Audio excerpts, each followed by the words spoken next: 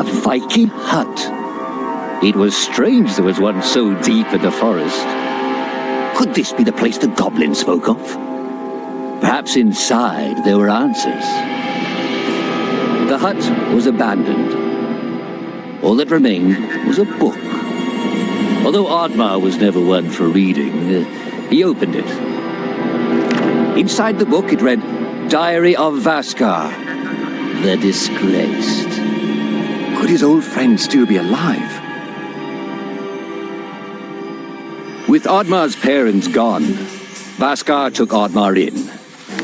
Despite this huge responsibility at such a young age, Vaskar had impressed the chief and become a promising young warrior. The chief was so impressed, he decided Vaskar was to lead the Vikings into the forest for the first time. Vaskar went to the forest alone to prepare. But the more he went out there, the less he wanted to hurt anything within it. He begged the chief to reconsider, but the chief was not a very thoughtful man. When Vaskar refused to lead the charge, he was labeled a traitor and was banished. Much time passed, and a fairy visited Vaskar. A great threat to the forest was looming, and her people were in danger. She knew she could trust him with the great power to save the forest. He had no idea he was to fight the god of chaos. Vaskar was almost victorious, but Loki, in desperation, turned Vaskar's own powers against him.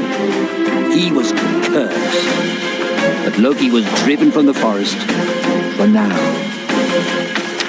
The curse was quickly consuming Vaskar, but the fairy could not help. Loki's hold on the forest and their magic was still too tight.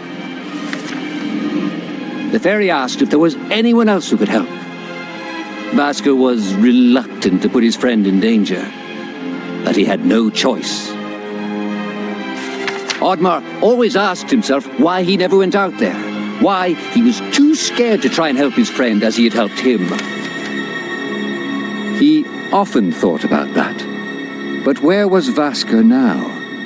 Perhaps his aunt laid further down the river.